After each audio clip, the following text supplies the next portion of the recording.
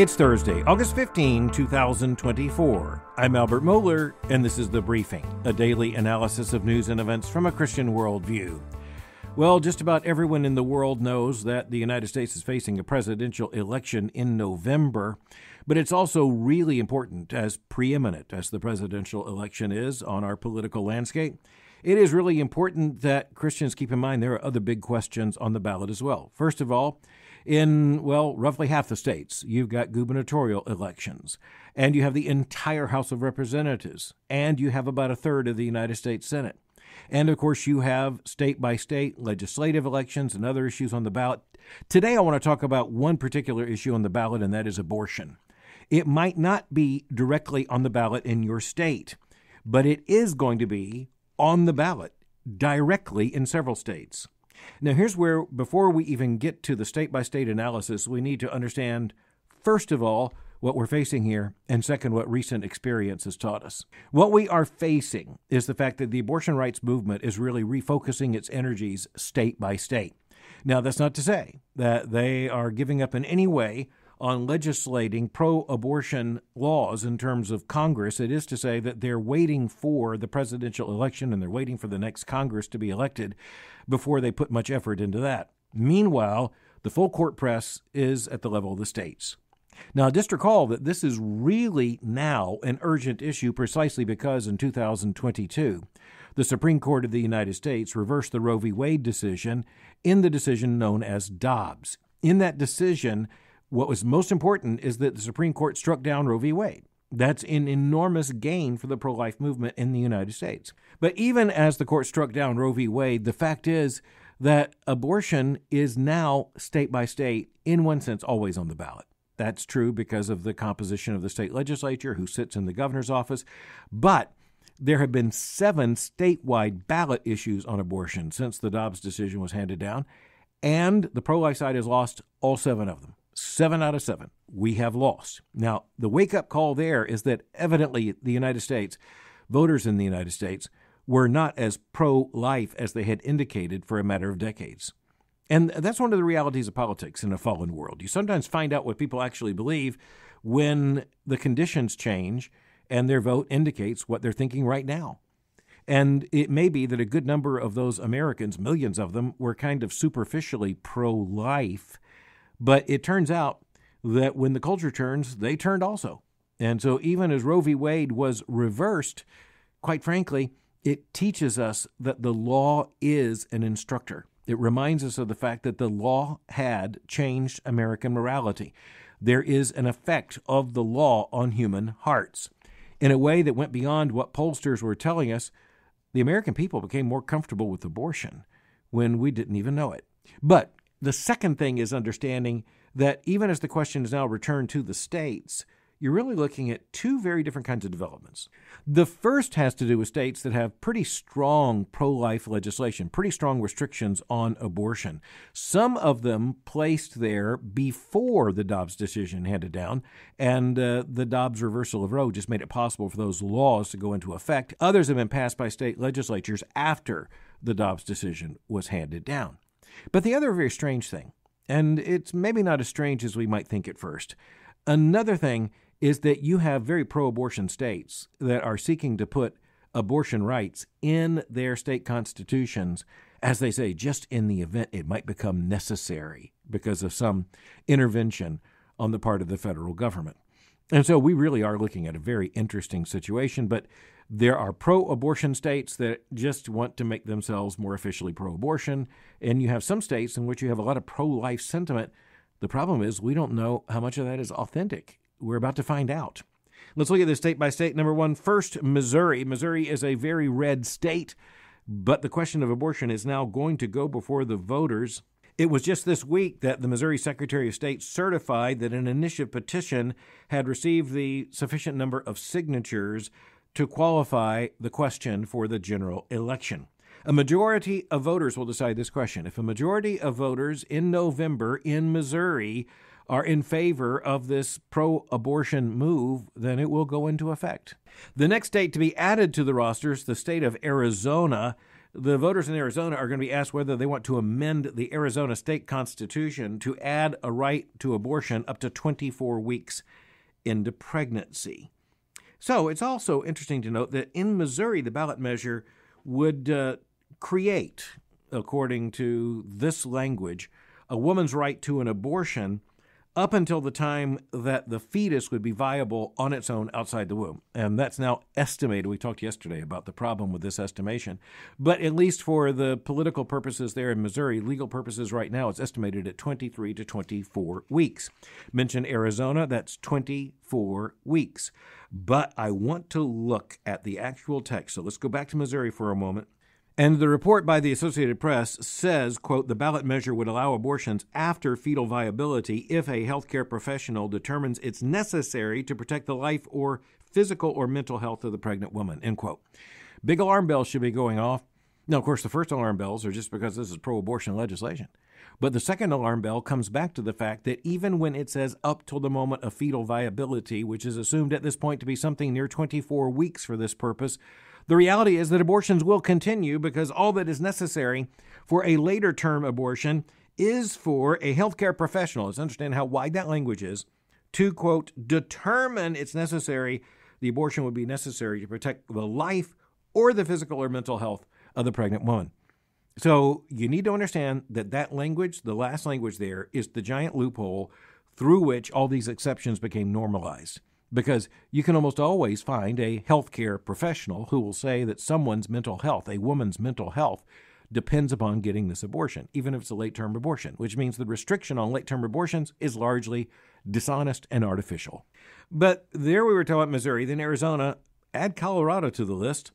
Back in May, the Secretary of State there in Colorado indicated that a sufficient number of signatures had been received to put the question of abortion on the Colorado fall election ballot. And there, this is about a constitutional amendment. This would amend the Colorado Constitution to put abortion rights in the Constitution. Now, notice abortion is already legal right now at all stages of pregnancy in Colorado. So right now, there are basically no meaningful restrictions on abortion. So this is language that is politically seen as advantageous to put a right to abortion in the Colorado Constitution. I'll just repeat myself. It's not necessary. But to amend the Constitution requires 55% of the votes in Colorado. Most people on the ground think that that's not an impossible barrier, given the fact that Colorado has been moving more and more into this kind of territory in recent election cycles. But on the other side of the political ledger, in one sense, is the state of Florida. And the month before the Colorado measure was qualified for the ballot, this question was qualified in the state of Florida. Florida has been, in recent election cycles, a very red state. It has a very clear Republican tilt. Is that going to continue? Well, no one actually knows. But on the question of abortion, voters in Florida are going to be considering a measure that would legalize abortion, again, up until the moment of viability, the point of viability. And you know that's going to change, and you know that there will be some kind of exceptions. You also have the concern from the Attorney General of Florida, Ashley Moody, that some of the terms are not properly defined, so there may be some legal contest to this. Right now in Florida, abortions are illegal after the 6th week of pregnancy. And so that's pretty strong pro-life legislation when it comes to physician-assisted abortions. And yet you're looking at the fact that also in Florida, this kind of measure requires 60% to pass. So 60%, remember it was 55% in Colorado, 60% in Florida. 60% is a significant rise in the threshold that is necessary. Will that be enough to doom the measure? No, it's going to require some pretty strong pro-life conviction in Florida as well. Abortion's already legal in Maryland. Again, legally, they say until viability. But the voters in Maryland are going to be asked in November whether they want to put a right to abortion in the state's constitution. So again, that's raising it from the level of something that is currently addressed by legislation to something that would be defined as a constitutional right. You can see the dark logic here. In the state of Nevada, another ballot question. This one would raise the question of protecting abortion rights in the state constitution.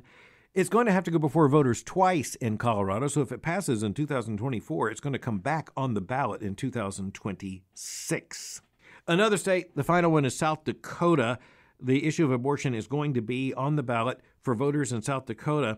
in terms of a ban on restrictions on abortion in the first trimester of pregnancy. And so this legislation would say that the legislature there in South Dakota can't restrict abortion in the first trimester of pregnancy. It's going to be interesting to see again just how all these go. But the point I want to make is, number one, look at the determination of the abortion rights movement. It is not going to be satisfied until abortion is legal without any restrictions everywhere, paid for by the taxpayer, covered by medical insurance, go down the list, everywhere.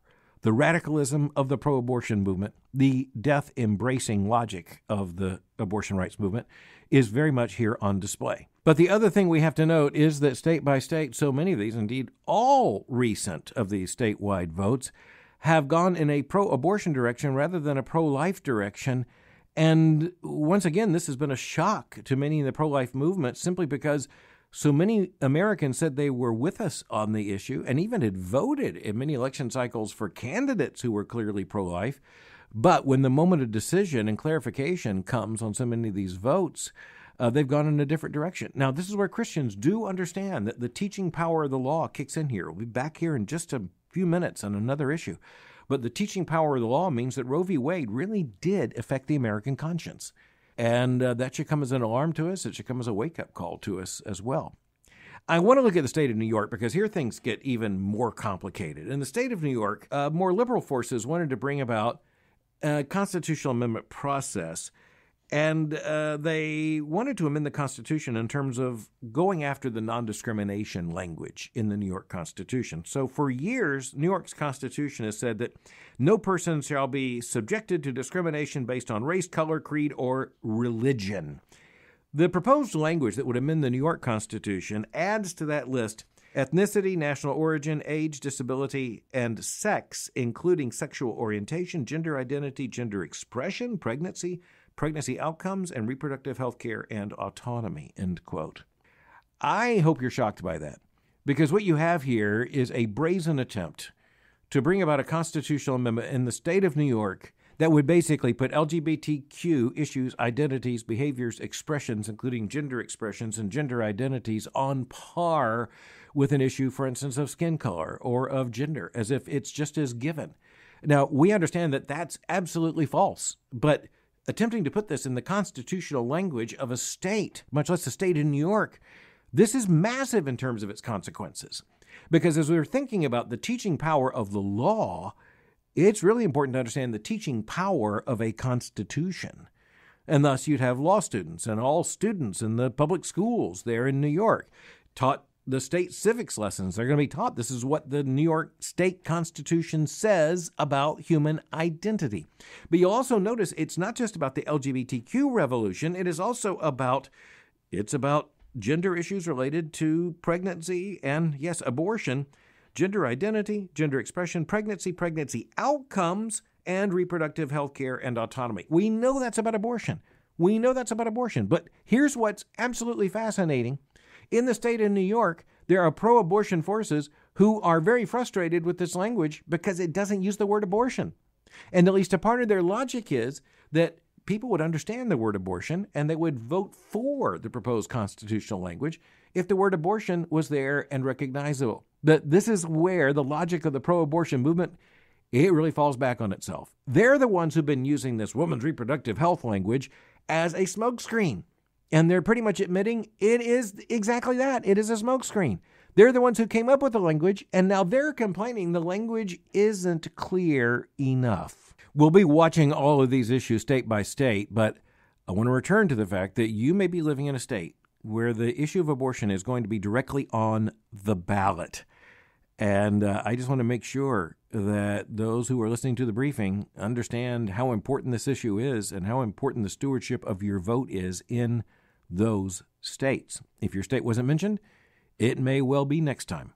But all right, we've been talking about the teaching power of the law, and hauntingly, the teaching power of the law when it comes to Roe v. Wade as, again, not legislation, but a Supreme Court decision that became the legal reality in the United States for almost half a century. And so we had decades in which people were born into citizenship in the United States, and a woman's so-called right to abortion was at that point considered a matter of constitutional law. Now, illegitimately, but nonetheless, That's exactly what the Supreme Court ruled in the Roe v. Wade decision in 1973. And so you have the teaching power of the law. This is something that's a deeply biblical insight. Christians need to watch this. The law not only says this is legal, by saying this is legal, it is in effect saying this is right.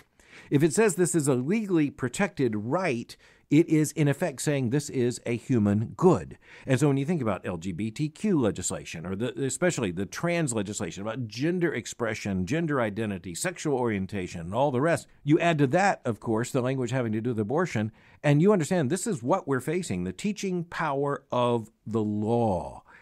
If it teaches something that is false or untrue, then something that is morally false, something that is morally untrue, something that's morally evil gets driven into the conscience of a culture. And one of the things we are witnessing right now is that even when you have a Supreme Court reversal, it turns out that, well, the effect of Roe v. Wade is continuing long beyond the decision itself, hauntingly enough. But if that's true on the question of abortion, we need to recognize it may be true in a faster sense when it comes to the question of same-sex marriage. So you look at the Obergefell decision that legalized same-sex marriage in the United States.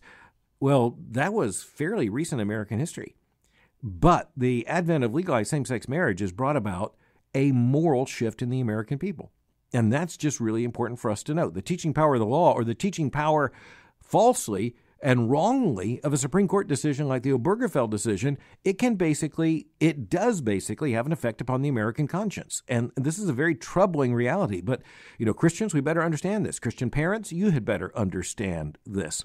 Your children are now being born into and raised into a culture where the cultural authorities say a man ought to be able to marry a man and a woman ought to be able to marry a woman. That means even though that's categorically wrong, it's morally wrong, it's biblically impossible, you're going to have to press back upon an entire social system that is saying that out loud every way it possibly can. An entertainment culture, a legal culture, a judicial culture, an administrative state, a campus culture when it comes certainly to public colleges and universities, but also to a frightening number of private colleges and universities, and to a shocking number of those who would call themselves Christian colleges and universities. And it's caught the attention of supporters of same-sex marriage. And so many in the mainstream media and others are asking the question, how could this moral change come this quickly? Zachary B. Wolf at CNN reports about the fact that the U.S., quote, did a complete 180 on same-sex marriage. A complete 180. It's exactly what's taken place.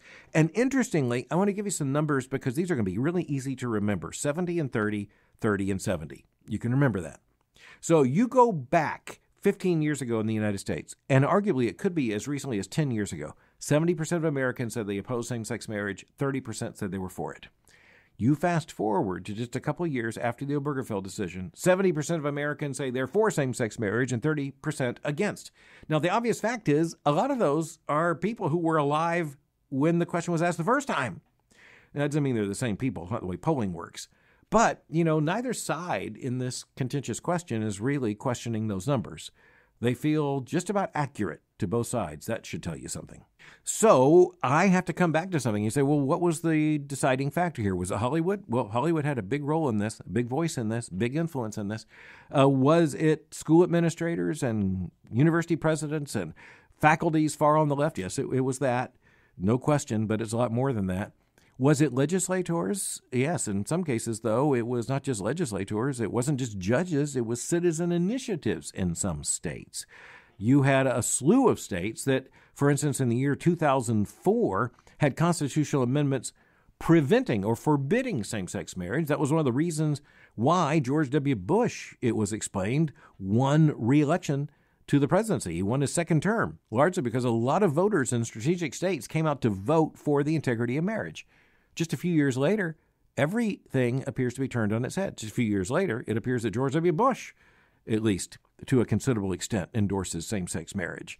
And it turns out that you're looking at the fact that some of the voters in these same states evidently changed their mind on the question. Obergefell stands as the central issue here. The Supreme Court's categorical decision in 2015 in which they just invented a right to same-sex marriage and declared it. Okay, here's the point. I think when we're trying to understand this, how could it happen? How could the U.S. do a complete 180 on same-sex marriage? I want you to think about this. A British theologian by the name of Theo Hobson argues that for a moral revolution to take place, three things have to happen. Number one, that which was condemned must be celebrated. That's the first thing. The second stage is that which is celebrated must be condemned. And the third is those who will not celebrate are condemned. So think about it. I think that's a brilliant insight. Number one, what was condemned is celebrated. People said overwhelmingly, that's wrong. And now they say, no, it's right. We're all for it now. And the second stage is for a moral revolution to be complete, what was celebrated has to be condemned. So what was celebrated before was protecting marriage as the union of a man and a woman. Okay, that's now homophobic. That's now culturally out of bounds. You're not going to say that or believe that and get elected to the faculty at this university. And then the third thing is those that will not celebrate are eventually condemned. And that's where we are right now. It's a mop-up operation so far as the proponents of the moral revolution see it. It's a mop-up operation to force Americans into compliance in such a way they're saying, not only must you support same-sex marriage, you must be happy about it. That's exactly the culture of most American college and university campuses. That is exactly what is going on as you think about so many sectors of our society, including corporations and big business that simply say, you better not only support this, you better be happy about it if you want to continue with this company or if you want advancement in your career. If you want your job to be safe, you better not only say it, you better say it with a smile. But finally, as we think about this vast moral revolution that is reshaping the entire cultural landscape in the United States, we need to understand, perhaps in a way that many Christians don't stop to think about, how the entire civilization, the entire culture begins to organize around a new thing.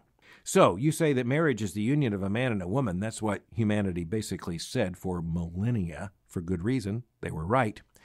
As you look at that, the entire culture defined marriage in such a way that you didn't have to say that marriage means this. Everyone knew it meant this. It could only mean this. It was a social recognition. It was a legal certification. It was a moral understanding that was shared in the entire culture. And so you didn't have to say, by the way, this married couple includes a husband and a wife. There wasn't a married couple that didn't include a husband and a wife. And so that was the moral reality. But on the other side of a moral revolution, like's happened on same-sex marriage, now you read an article about some figure who is a woman, and the next thing you know, the person's identified as being married to a woman. And then you look at that and you go, well, how would someone from, say, 50 years ago reading this even understand what's going on? You've taken civilization, cultures, you've taken creation's most fundamental social unit, and you have redefined it. Guess what? The rest of the culture is going to have to move along, come along, and redefine the family as well. And so you see how all this is happening. Laws, regulations, policies in a campground, you just name it. Bathroom signs, everything becomes realigned. Now, every time marriage is addressed in the culture, it has to be in alignment with this new definition of marriage, thanks to the Supreme Court of the United States, and then the willing compliance of the American people, the moral surrender of the American people. Now, when you say marriage, well, Christians have to say, look, when we're talking about marriage, we mean this, even if no one else means this. That was never necessary before. But the other thing we need to note there is that, as one final thought, makes the issue of same-sex marriage a bit different than abortion and the way it works out in this moral revolution. It's all part of one great rebellion against God's law, one great rebellion against human dignity, actually, one great rebellion against an understanding necessary to Western civilization, to human civilization for millennia. It's not only that, it is also something that works in another way. And that comes down to this. Year by year, there are more same-sex couples declared wrongly, but legally right now in the United States to be legally married, who are added to the roster. There are more and more children, one way or another, associated with those relationships that are now called marriage. You have more policies on the campus, more policies in corporations. You have more changes to statutory language. You have redefinitions of insurance policies and all the rest, which means that this moral revolution is now being supported not only by a shift in moral sentiment and moral judgment, it is also now being buttressed by an incalculable number of policy changes, of language changes, of contract changes, of adjustments to this and adjustments to that. Because, after all, if you're adjusting marriage, you're going to have to adjust just about everything else. Now, on the cultural left, that's what they're counting on. They're counting on the fact that every level, every dimension, every feature of society will just eventually get in line. And of course, it's important as we conclude in understanding they're not only expecting it, let's face it, they're demanding it. Thanks for listening to The Briefing. For more information, go to my website at albertmohler.com. You can follow me on Twitter or X by going to twitter.com/Albert Mohler. For information on the Southern Baptist Theological Seminary, go to spts.edu. For information on Boyce College, just go to boycecollege.com. I'll meet you again tomorrow for The Briefing.